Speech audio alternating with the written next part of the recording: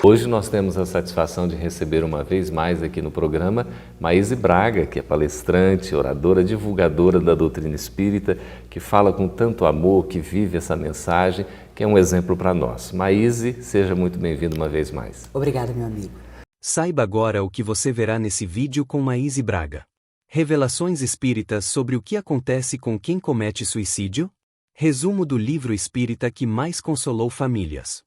A história mais impactante da literatura espírita. Você vai conhecer o que o mundo espiritual ensina sobre o suicídio. E descobrir o hospital espiritual que recebe almas sofredoras. Então fica comigo até o final do vídeo e se inscreva no canal, ajudando a divulgar ainda mais essa mensagem de luz. Hoje nós temos a satisfação de receber uma vez mais aqui no programa Maíse Braga, que é palestrante, oradora, divulgadora da doutrina espírita, que fala com tanto amor, que vive essa mensagem, que é um exemplo para nós. Maíse, seja muito bem-vindo uma vez mais. Obrigada, meu amigo. Maíse, a gente tem a oportunidade aqui no programa, né, de deixar que o entrevistado faça a escolha do livro sobre o qual eu gostaria que a gente aqui comentasse, enfim, fizesse as perguntas para que pudesse haver o diálogo. E a gente teve a satisfação de você escolher esta obra-prima, que é Memórias de um Suicida. Uma obra ditada pelo espírito Camilo Castelo Branco, que usa um pseudônimo, não é isso? A Ivone do Amaral Pereira. Essa escolha tem uma razão que você possa nos explicar por que Memórias de um Suicida? Porque eu acredito, meu amigo, que ela, sempre disse isso, é um mapa do mundo espiritual. Tanto do sofrimento das nossas escolhas, como da nossa recuperação. De nossa consciência, de repente, perceber que somos sempre nós, os criadores do nosso destino. Tudo está em nossas mãos. E é uma mensagem bem diferente do que em doutrina espírita antigamente se acreditava. Éramos todos ligados a um processo que não podíamos modificar. Camilo, ainda na década de 30, traz na psicografia sua própria história a nos dizer que, sim, ele vivia as consequências do seu gesto extremo do suicídio e, através de toda a narrativa, ele nos faz ver que mesmo aí, no drama tremendo que sua alma vivia, começa a surgir a oportunidade de ser alguém melhor, de se renovar, de se refazer e de voltar atrás na lembrança para entender o porquê dessa coisa tremenda que é o suicídio, que abala as fibras mais íntimas do nosso espírito eterno. O título Memórias de um Suicida nos chama a atenção. Esse, inclusive, é um dos livros que tem maior, assim, despertado interesse do público, porque é um dos livros que a gente imprime e tem que reimprimir, é uma coisa impressionante. Memórias, o que isso significa? Imagine você, um suicida que volta fora da matéria para contar. Foi isso que me aconteceu. No primeiro capítulo, quando ele inicia, ele diz de forma inesquecível, precisamente no ano de janeiro de 1891, eu me vi preso em região de enorme sofrimento e por aí vai. E ele narra sofrimentos impressionantes, ele narra regiões de abismo que nunca haviam sido narradas por ninguém que tivesse lá estado e voltado. E com toda sinceridade ele se inclui nesse sofrimento e faz jus àquilo que André Luiz depois colocaria, que todas aquelas regiões eram criações dos seus próprios corações e pensamentos. Maíse, você fez um link curioso. A obra praticamente ela foi ditada antes, mas foi publicada depois, após, não é? Exatamente. Por que André Luiz veio antes? Porque, com certeza, o que estava em Memória Suicida era até mais impressionante e, vamos dizer, revolucionário. Se houve dificuldade para entender André Luiz, como, por exemplo, chegar ao capítulo em que Camilo fala sobre o televisor em que eles sabiam, na enfermaria, quem estava orando e se lembrando deles, suicidas ou não, para uma civilização que não conhecia absolutamente um simples aparelho de TV.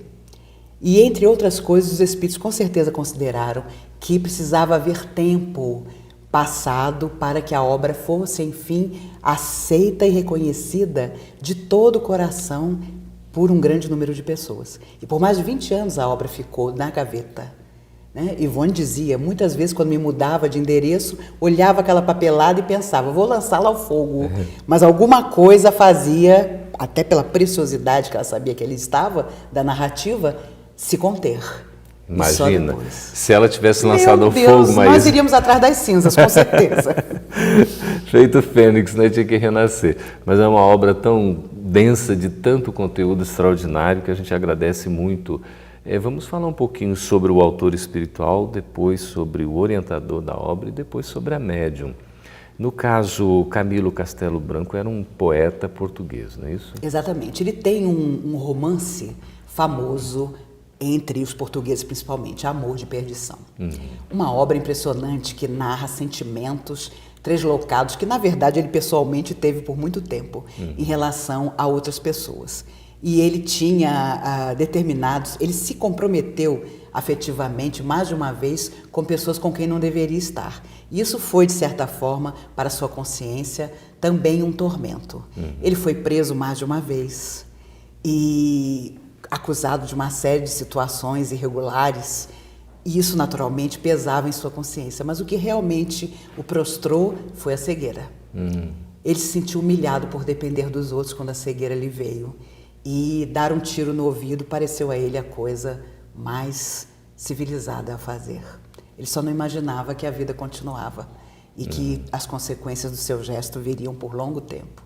Ele então enfrenta dificuldades, a gente vê aqui na obra, numa narrativa biográfica muito rápida, de que ele teve que sustentar a família com a própria escrita, não é? Exatamente. Então trabalhou intensamente, acabou ficando cego, mas não se conformou, né, Maísa? De jeito nenhum.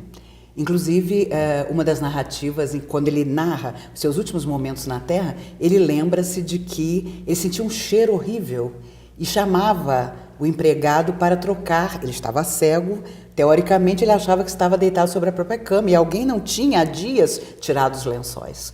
Ele já estava deitado sobre o próprio túmulo e o cheiro que sentia era do seu corpo se deteriorando. O suicida percebe isso, Maísa? Ele diz, inclusive no livro, que malgrado a sua cegueira, ele enxergava tudo. Ele não sabia como o fenômeno se dava, mas embora ele estivesse irremediavelmente cego, ele sabia tudo que se passava em torno dele. E sabia também que alguma coisa muito grave, como ele mesmo diz, havia acontecido, mas não conseguia imaginar que era ter conseguido matar-se. Ele achava que tinha tentado matar-se, estava ferido por algum motivo. Ninguém na casa escutava os gritos dele e ele não podia ser socorrido. Ele achava que aquele sangue que lhe corria do ouvido era um ferimento à bala, obviamente era, mas que ele havia sobrevivido. É interessante quando a gente vê essa narrativa que Maísa está lembrando, comparando com o céu e o inferno, aquela segunda parte em que os próprios espíritos vêm trazer os seus testemunhos, né, nas evocações que são realizadas. Inclusive tem um capítulo específico sobre os suicidas. E a gente vê essas sensações todas, as percepções, não é, Maísa? Exatamente. Uma dificuldade, um sofrimento muito grande. E nesse mesmo momento ele nos diz uma coisa que nós ainda vamos estudar muito em doutrina espírita. Através, inclusive, das obras psicografadas de André, já há um aperfeiçoamento disso. Quando ele irresistivelmente é levado por uma turba que passa. E ele se deixa levar, ou melhor, ele é atraído pela energia semelhante, que era uma falange de suicidas que passou e ele se sentiu arrastado a ela e levado até o Vale dos Suicidas, em que ele então narra toda a sua história. Se conectou ali por uma questão de afinidade. De uma forma irrefreável. Ele não conseguiu conter isso. E mais tarde, no hospital, ele percebe que isso era necessário. Porque imagine suicidas pululando pela terra, atingindo encarnados a seu bel prazer. É impossível. Então, essas correntes de almas igualmente sofridas atraem a esses e são levadas até a região onde elas ficarão. Há um outro momento impressionante quando eles são socorridos em casa espírita e eles não podem ficar na cidade. Eles são colocados em acampamentos no meio do gado, no campo, porque só os animais, as vacas, os bois, conseguiam resistir à energia do suicida. Que coisa impressionante, não é? Mas é uma misericórdia divina, não é? Mas nada assim, de abandono, né? Muito pelo contrário. Depois ele descobre que em todos os momentos do seu sofrimento, ele e os amigos com quem ele se afiniza, porque moravam todos no mesmo lugar, né? Estavam todos juntos, por afinidades, obviamente, né? Maiores até do que o próprio suicídio, ele vai descobrir depois. Ele percebe que sempre velados pelos espíritos, mas, claro, sem nenhuma condição de perceber isso. Maíse, quando a obra é apresentada à Federação Espírita Brasileira, recordo-me lendo a história, Manuel Quintão a recebe, mas diz que tinha muitos livros a serem examinados, vários originais, que então não daria para examinar aquele. E numa até olhada assim, verificou que a obra não tinha propriamente condições de ser publicada.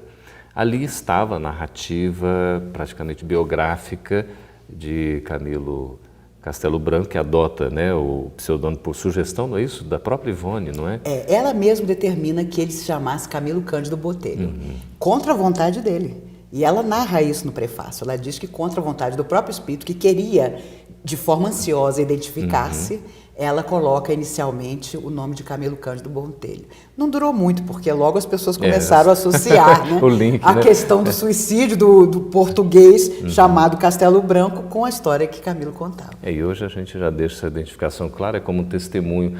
E aí, então, a obra, ela é, digamos assim, recolhida pela médium. Exatamente. É aquilo que você falou, ela várias vezes né, de repente Pensou em pensou, desfazer-se. ainda bem que não se desfez. Exatamente. E depois houve uma revisão espiritual da obra. Houve por Leon Denis, que na verdade tinha sido desde o início o coordenador de tudo. Ele, em 57, faz o prefácio da segunda edição informando que Camilo se ausentara para reencarnar. E ele, então, responsabilizou-se para que a obra viesse a lume da maneira criteriosa como Camilo havia lido, feito com a paixão com que Camilo narra a sua história, mas, é claro, com as diretrizes que Leon Denis complementa, principalmente na segunda e terceira partes, quando era preciso dizer às pessoas que lessem o livro que havia toda uma recuperação e uma proposta de uma nova vida à alma suicida. Então o livro tem 3 partes, a gente vai ver daqui a pouquinho, após o nosso breve intervalo. A gente está conversando com Maíse Braga a respeito desta obra que é Memórias de um Suicida, ditada pelo espírito Camilo Castelo Branco, a médium inesquecível Dona Ivone do Amaral Pereira. Falávamos, Maíse, você aqui nos esclarecia que a obra teve toda uma revisão de conteúdo, dando todo, digamos assim, um aparato, né, mais de substância doutrinária, evangélica, enfim, por Leon Denis. A gente deve muito a esse extraordinário filósofo e poeta do Espiritismo, não? É verdade. Ele foi um dos espíritos que sempre orientou a mediunidade de Dona Ivone. E a verdade, Geraldo, é que hoje, quando se fala em mediunidade, as pessoas querem as grandes mediunidades, as grandes tarefas, as grandes missões. Não admitem, inclusive, que o espírito que às vezes psicografa através delas se intitule um amigo, querem nomes, não é? Famosos. De preferência, né? Mas a verdade é que Dona Ivone teve uma vida extremamente solitária. Ela teve frustrados os seus sonhos de formar uma família, havia uma grande compreensão por parte da família. Ela, desde muito jovem, menina quase, já exercendo a sua mediunidade sonambúlica, de efeitos físicos, de desdobramentos impressionantes e sempre muito incompreendida. A vida material, inclusive, sempre lhe foi extremamente difícil. Então você percebe que havia ajustes e determinados sonhos que não se realizavam na vida pessoal dela, e ela narra em mais de uma obra que os momentos de real felicidade que teve na Terra, ela fluiu nesse contato com os espíritos, principalmente almas sofredoras. E com Camilo, então, que era suicida, ela descobre que tinha muito mais que um suicídio em sua própria trajetória. Daí a enorme ligação e afinidade com aquele sofrimento, com aquele tipo de energia, e por isso ela foi a médium por excelência dele. Que coisa extraordinária. Ivone, desde o início da sua existência física aqui entre nós, já começou testemunhando, não, Maíse? Exatamente. E ela psicografava e via com riqueza de detalhes quadros de almas sofredoras que se apresentavam, onde ela estava. E narrava isso, e obviamente, por ser ainda muito jovem, isso causava espécie e inveja e pés para trás em relação a ela. A família, então, nem se fala. Ela era considerada esquisita, solitária, E solidão ela realmente viveu até entender, porque os espíritos nunca enganaram, de que aquilo fazia parte de um resgate e, obviamente, o trabalho mediúnico, abrindo janelas, portas impressionantes para as dimensões espirituais, seria uma forma também de amenizar o que ela tinha que passar na vida. A experiência da Dona Ivone é tão rica que ela narra suas vivências mediúnicas, a sua trajetória em 2 obras, né, Maíse? Exatamente. Devassando o Invisível e depois Recordações da Mediunidade. Ela já, com apenas 30 dias, né, um mês de vida, ela foi praticamente declarada morta. Morta, exatamente. E aí ela já narra o quanto a espiritualidade estava ali presente e o quanto a tarefa começa desde tenríssima idade a manifestar-se. Porque ela precisava ficar na Terra e ela desencarna em 1988, ela começou a sentir-se mal no Rio de Janeiro, onde morava, e foi até o hospital, onde então o seu coração para. Mas já com mais de 84 anos e deixa uma obra que, confesso a você, ainda hoje não estudamos ainda o suficiente. Você lê Devassando do Invisível e você diz, meu Deus, daqui a 50 anos essa obra ainda abrirá portas para o nosso conhecimento, para os nossos questionamentos. E, claro, isso cobra um preço, né? Que é de as pessoas não considerarem que você deva ter uma vida normal. E a disciplina mediúnica da Dona Ivone é um exemplo para nós. Absoluto. E ela diz mesmo que houve momentos em que ninguém a ouvia, em que ela não poderia desabafar com ninguém, e almas sofredoras que de alguma forma sentiam-se tuteladas e acariciadas por ela, é que surgiam à sua frente para ouvi-la. Ela foi suicida? Em mais de uma encarnação. Então, quando Leon Denis lhe contou isso, ela entendeu muito bem que esse compromisso estava intimamente ligado à própria revisão da sua existência eterna, de coisas que ela havia feito em mais de uma vida, sempre buscando solucionar suas questões através do gesto do suicídio. Ela atravessou muitos momentos difíceis, inclusive a própria pobreza. A gente verifica na sua biografia que ela não tinha sequer com que escrever praticamente. Ela escrevia, isso é verdade, mas ela escrevia em papel de pão, de embrulhar Exatamente, ela tirava o papel que vinha envolvendo o pão na padaria, o desamassava e assim podia trabalhar. E a espiritualidade absolutamente não lhe fazia nenhuma observação do tipo, como você é uma missionária, porque você está fazendo isso. Ela entendeu desde cedo que essa era a tarefa, que essa era a maneira de alguma forma, simplificar os seus gostos, as suas tendências e poder mesmo depois vir a ser essa médium maravilhosa que foi. E este livro, Memórias de um Suicida, é um livro que está dividido em 3 partes, tem essa introdução, o prefácio da 2ª edição. O prefácio da 2ª edição já é assinado por Leon Denis. Exatamente. Você se referia aqui em algum momento na nossa conversa, antes da gravação, falando sobre a emoção do próprio Leon Denis no último parágrafo, que ele faz uma evocação. Ele faz um prefácio e no final, só o último momento em que ele nos fala para apresentar o livro já significaria uma outra obra. Quando ele diz, se as lágrimas rociarem vossos olhos à leitura deste livro, e se duvidares, mesmo que o vosso orgulho tenha dificuldade em aceitar o que está aqui narrado, lançai ao infinito uma prece por essas almas suicidas que continuam a viver. E você ali percebe, meu Deus, a beleza de estar compulsando uma obra que está apontando você caminhos que sua alma perfeitamente pode deixar de seguir. Maíse, o suicida tem salvação? Com certeza, desde o momento em que ele opta por fugir da vida, uma vida que jamais fugirá dele, Emmanuel gostava de dizer, sairemos da morte quantas vezes forem necessárias, da vida jamais sairemos. Então, é sempre uma tentativa. No fundo, uma covardia, embora há quem diga que o suicida é um corajoso porque mata-se. Entretanto, ele encontra mais vida do outro lado. E aí compete a ele a longa caminhada, que nunca será sem sofrimento, porque geralmente ele foge do sofrimento através do suicídio. Camilo não admitia cegueira, então era muito mais conveniente lançar-se ao nada, mas ele não encontrou nada.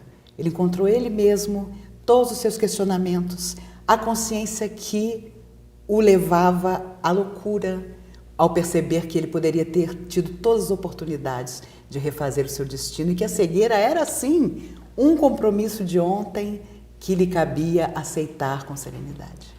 O suicida é castigado por Deus? De forma alguma, até porque castigo não existe na visão de quem sabe que nós estamos sofrendo consequências dos nossos atos. E, como toda prova nos vem para que nós a superemos, nunca na intenção do nosso fracasso, e isso a espiritualidade deixa muito claro, nós é que fingimos não entender. Toda vez que somos envolvidos em situações dolorosas, sempre é na possibilidade da nossa ascensão, da superação daquilo. André Luiz era muito prático na sua teoria quando ele afirmava através de Chico, depois de uma prova superada, aguarde outras. Porque a verdade é que se você tira uma nota alta, a próxima prova talvez seja mais grave, para que você dê a ideia de que o conhecimento permanece e avançou. Se você tirou 9 numa prova de matemática, da próxima vez o professor vai deixar uma conta um pouco mais complicada para ver se pode manter o 9 ou te dar até um 10. Na vida também é assim, nós é que queremos encarar que não. Ah, Deus se esqueceu de mim. Ah, eu vou para o suicídio porque não há solução, porque não há prova que supere essa dor que me atravessa, não há justificativa. O suicida sofre muito, Maíse, depois, quando ele se defronta com a própria vida após a morte? Eu acho que ele sofre na medida de perceber o quanto poderia ter sido diferente. O quanto haveriam soluções no último minuto. E me recordo até que Emmanuel contava a história de um homem que havia sido confrontado com a falência de sua fábrica e resolve pelo suicídio. Tinha filhos, esposa, mas resolve pelo suicídio. 14 dias depois de matar-se, estoura uma guerra e a sua fábrica é chamada a fabricar todos os uniformes dos soldados que iam para a guerra. E a família fica miliardária, 14 dias depois do seu suicídio. E ele Irmão X? É Irmão X que conta essa história. Inclusive, quando ele volta à fábrica, estava lá a sua foto no escritório, os filhos saudosos dele, mais felizes porque 14 dias depois a solução havia surgido. E ele teve que escutar dos espíritos amigos, 14 dias nada são, você poderia ter aguardado e a vida seria muito diferente. Tem até uma mensagem de Viana de Carvalho, salvo o melhor juízo, né, pelo Divaldo, sobre assim, suicídio é uma solução como se fosse insolúvel, né? Quer dizer, você não é uma solução o suicídio, não é? E no fundo, Geraldo, será que quem se suicida realmente crê? Eu acredito que não crê nem em si mesmo. Porque ele tem certeza de que com o suicídio tudo se resolverá. A dor deixará de existir. Não haverá a quem culpar ou a quem esclarecer. Ou seja, não temos consciência. Não seremos chamados à observância das nossas atitudes. Quem vai ao suicídio não acredita realmente que a vida continua. E existe atenuantes para o suicídio? Sem dúvida, porque há pessoas que passam por processos obsessivos tão graves que elas acabam dividindo, se é possível dizer isso, a responsabilidade com aqueles espíritos sofredores que a assediavam. Recordam de uma menina que se comunicou através do Chico, ela tinha 16 anos, semanas antes do suicídio, ela começou a achar que tinha se apaixonado pelo vizinho. Era um homem bem mais velho do que ela e ela, nos seus 16 anos, começou a tecer sonhos de aventura com uma pessoa que ela mal conhecia. Aquilo já deveria ter dado um alerta a ela, mas ela, na sua ingenuidade, não acreditou. E começou a sentir-se infeliz, porque afinal de contas o vizinho nem sabia que ela existia. E ela começou a fixar nele, sem perceber por quê, o seu sentimento. Um dia ela morava com a avó ausentou-se, ela ligou o som bem alto e atirou-se da janela. Sem motivo algum. Mas para ela, o motivo do sonho de amor não poder se realizar. Quando ela chegou do lado, lá embaixo, seu corpo físico estilhaçou-se, para sua surpresa, sua bisavó desencarnada veio recolhê-la. E ela depois perguntou por que ela tinha sido socorrida naquele gesto. E os espíritos contaram que ela se iludira através de um processo de obsessão rápido de inimigos do passado que a fizeram fixar-se no vizinho, porque o que eles queriam mesmo era tirar-lhe a vida ainda tão jovem. Entretanto, ela narra que ela sentia dores terríveis no seu perispírito, porque o seu corpo havia ficado esmagado e seu espírito naturalmente ressentia-se disso, e ela já planejava brevemente o retorno à Terra, com grave situação para o corpo físico que ela então teria, mas ansiava por retornar para poder dizer que aquilo não tinha sido solução alguma, tinha sido quase uma tolice, mas que ela lá dividiu a responsabilidade dela com esses inimigos do passado que a assediaram tão rapidamente. Muito bem, nós estamos conversando com Maíse Braga a respeito desse assunto tão necessário ainda, tão atual que é o suicídio. Tanta coisa ainda para perguntar para você. O livro está dividido em 3 partes, não é? E começa com os réprobos. Réprobos, o que é isso, afinal de contas? Era como ele depois percebe que eles agiam e se sentiam como verdadeiros mendigos espirituais, pessoas indignas na sua concepção da própria caridade divina. E o interessante é que nessa parte, de vez em quando, ouvia-se uma sirene e ambulâncias, que mais tarde ele percebeu, eram carros do Hospital Maria de Nazaré, adentravam aquela região de sombra absoluta e os nomes iam sendo chamados. E ele percebeu que no dia que o nome dele fosse enunciado, ele seria socorrido, retirado dali. E era interessante que havia, claro, para você sair dali, você tem que retirar de si mesmo toda a energia da qual você se alimentou para estar ali por muito tempo, inclusive a partir do instante do suicídio. E ele percebia que só as pessoas que estavam completamente fracas eram recolhidas, a ponto de, às vezes, o nome ser chamado por uma voz que eles não sabiam de onde vinha e a pessoa estar tão prostrada que não conseguia atender ao chamado.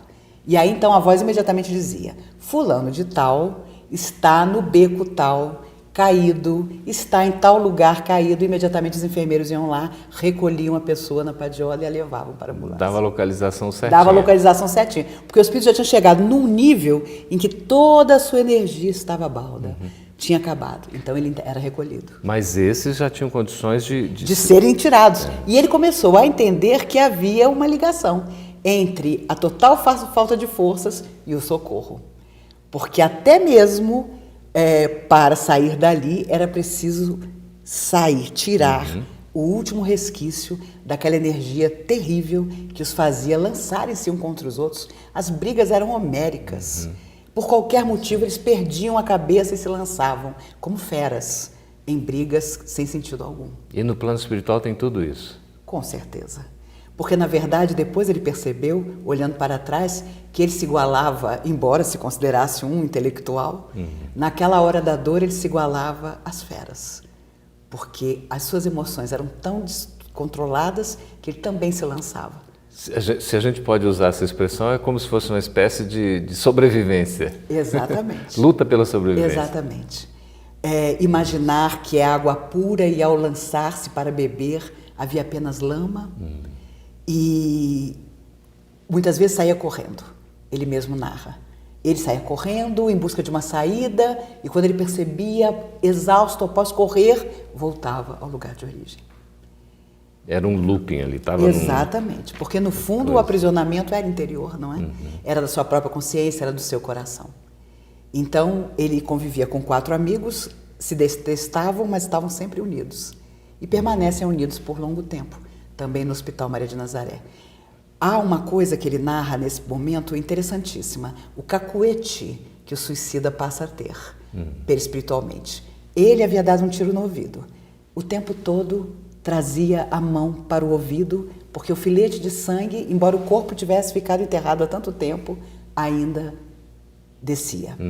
O amigo que se matara enforcado sentava-se sobre as próprias mãos no Hospital Maria de Nazaré. E eles combinaram que para assistir às palestras dos amigos mentores, eles todos sentavam-se sobre as próprias mãos. E quando um deles ameaçava tirar a mão de sobre a perna para de novo lançar-se ao cacuete do suicídio, um controlava o outro. Mínimas coisas que nós passamos a repetir no mundo espiritual. Porque o último gesto, o último instante antes do suicídio é o da sobrevivência. Nosso corpo precisa ficar. Então, o último gesto é sempre de tentar tirar a corda do pescoço, tentar evitar o tiro, mas aquilo permanece, fica tão gravado em nossa mente que eles controlavam uns aos outros, lançando-se ao sentar-se sobre as próprias mãos. Mas por que esse assunto suicídio ainda não chama tanta atenção? Porque, no fundo, houve época, há muito tempo, felizmente, em que suicídio era uma honra. Em que, dependendo do que acontecesse, você tinha orgulho em matar-se. Isso era a suprema vitória para a alma que, porventura, estava contrariada ou não aceitava a vida em torno de si. E ela ainda é aparentemente atraente. Algumas culturas ainda têm isso, né? Tem isso muito, e consideram isso quase uma bravura. Entretanto, os espíritos não por acaso retornam de todas as formas para dizer: sustai esse ato, no momento final sempre existe a solução para o drama mais terrível. E nós temos a atração de achar que terminará o sofrimento, terminarão as angústias, terminará qualquer dificuldade que tenhamos, quando na verdade ela vai se desdobrar em processos ainda mais dolorosos. Lembro-me do Céu e Inferno, naquela segunda parte, né, quando fala dos testemunhos, e no capítulo sobre o suicídio, a mãe, que por amor, era um amor ainda de muito apego, né, ela não se conforma com a partida do filho, o filho ainda jovem, acaba, né, desencarnando por uma enfermidade, e ela queria acompanhá-lo, então acaba se suicidando. Eles são até os corpos, né, enterrados próximos, só que cria-se um abismo lá no plano espiritual, né? E ele dando a comunicação do espírito do rapaz, dizendo que, olha, né, não obstante o amor que minha mãe sentia, né, não podemos estar aqui juntos, porque ela guardava boa intenção no coração, mas a sua ação foi equivocada. Exatamente. E você percebe no Memória Suicida em que um dos amigos dele recorda-se como uma faca no peito a mãe que ele havia deixado. A mãe, ele era tuberculoso, não aceitou a doença e mata-se. Mas a mãe idosa ficara sozinha. Mas ela mesmo o incentivara a nunca aceitar o sofrimento, porque Deus não existia. Então, ele tem um misto de desejo de revê-la, de remorso, porque a deixara só com seu gesto de suicídio, mas, ao mesmo tempo, ela me ensinou que Deus não existia e que me cabia, sim, não vencer a doença com fé, mas matar-me, para não deixar que a tuberculose avançasse sobre o meu organismo. Então, veja a contradição de sentimentos. Né? Que é o verdadeiro inferno. Exato. Nada mais do que isso. É um conflito íntimo, não é? Exatamente. Mas e há sempre alternativa? Sempre há. Basta, dizem os espíritos, olhar para os lados. É um livro amigo que nos chega inesperadamente, é um companheiro que encontramos e que nos pode ouvir, é a noite que fazemos uma oração e durante as horas do sono somos levados sempre ao mundo espiritual para dizer: acorda novamente. E você vai poder recomeçar. Mas, às vezes, nós estamos num túnel escuro que nada nos faz sair. Nós não escutamos, nós não vemos. Não é? Acho que Jesus sabia disso também quando disse: aquele que tiver olhos de ver, ouvidos de ouvir. Não são todos. Às vezes a pessoa fez intimamente a sua decisão. E as pessoas têm muita a errônea situação de pensar: nossa, fulano vive dizendo que vai se matar. Um dia ele se mata. Erro. Muitas vezes a pessoa que vive ameaçando suicídio não foge nunca da vida. E o outro, o silencioso, aquele que não emite suas opiniões, aquele que não olha em nossos olhos, aquele por quem não nos interessamos em perguntar o que vai no coração dele, nos traz a surpresa desagradável. Aí, mas o apoio familiar, de amigos, da casa espírita E é você fundamental. imagine o que é o suicídio para quem fica. A crise que se instala. Porque as pessoas dizem: mas como? Eu não percebi. Meu Deus, eu não sabia que ele estava vivendo essa situação. Pessoas íntimas, pessoas da família, às vezes pais, que não tiveram um minuto para olhar os seus filhos e perguntar: o que se passa em você? Quem são seus amigos? O que está se passando na sua alma? Não é? As pessoas pensam que é só na adolescência que a pessoa entra em crise e precisa de ajuda.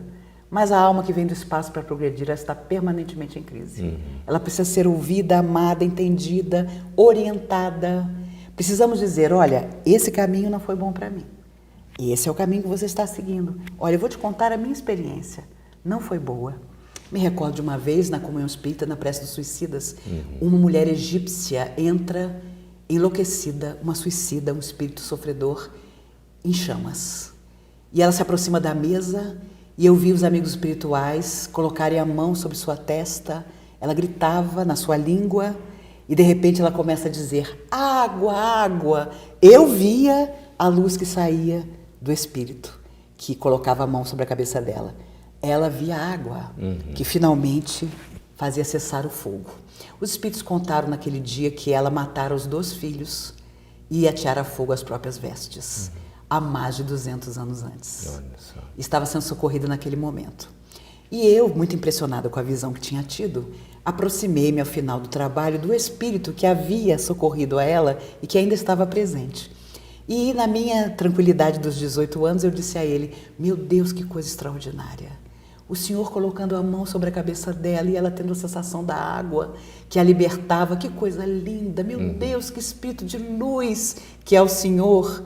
Ele, sorridente, num meio sorriso, olha para mim e faz assim com os braços. E havia uma faixa de luz nos pulsos.